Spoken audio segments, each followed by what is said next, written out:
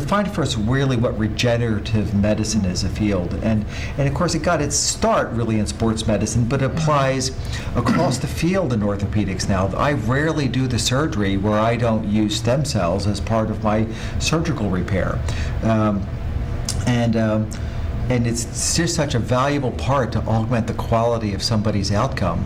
But teach us a little bit what regenerative medicine is in general, Dr. Martin, and then we'll get into some specifics. Got it.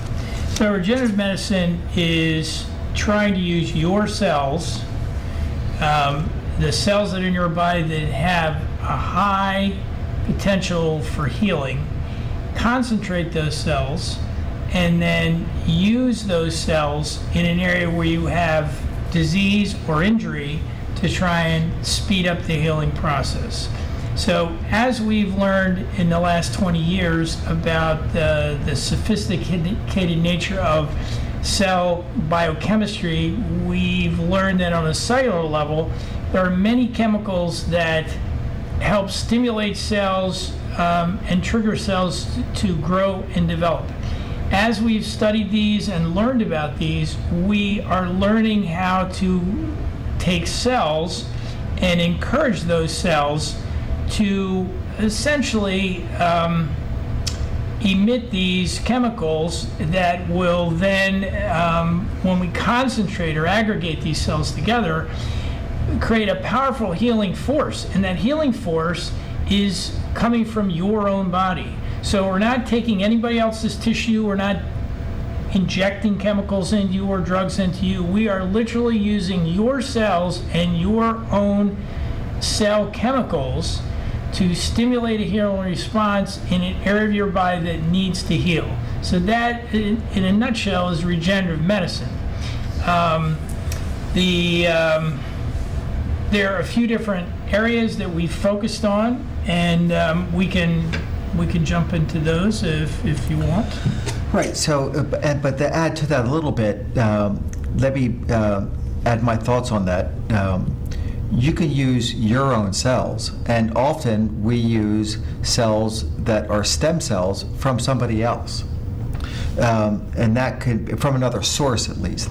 And some of those sources in other countries, not used in our country, are from embryos, typically from aborted fetuses. That has a lot of ethical and legal issues in the United States and is typically not used anywhere that I know of.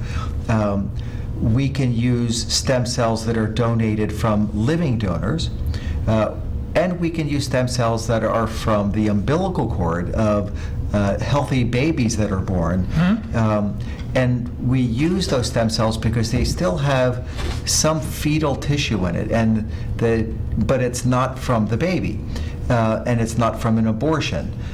So it eliminates all of the ethical issues that are typically surrounding the use of cells that are derived from aborted fetuses, and that's very understandable.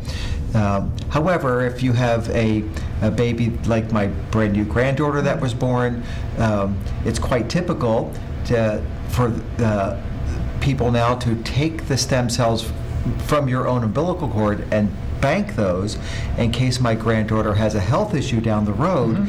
She has a collection, a concentrated collection of her own stem cells to use 40 or 50 or 60 years from now. They'll be kept frozen for that whole time. And that's just truly amazing. But her stem cells were also donated to be harvested and stored to be used by anybody else who needs her stem cells for a disease healing process.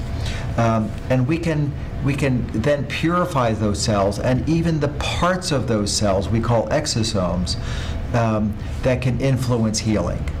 And so we're not really giving a cell to somebody else, we're just giving the living inside part of that cell that carries all those healing chemicals that the cells make, and we can inject those exosomes into a part of the body that needs to be healed without the use of surgery for diseases that would otherwise typically require surgery. For example, we're not talking about tennis elbow today, but I've injected exosomes into multiple patients with tennis elbow, which is where a tendon rips off the elbow. splinted them, and all have healed perfectly, including my own twin sister's bilateral elbows. And so stem cells are a very, very valuable tool that we use when they're used intelligently and applied perfectly.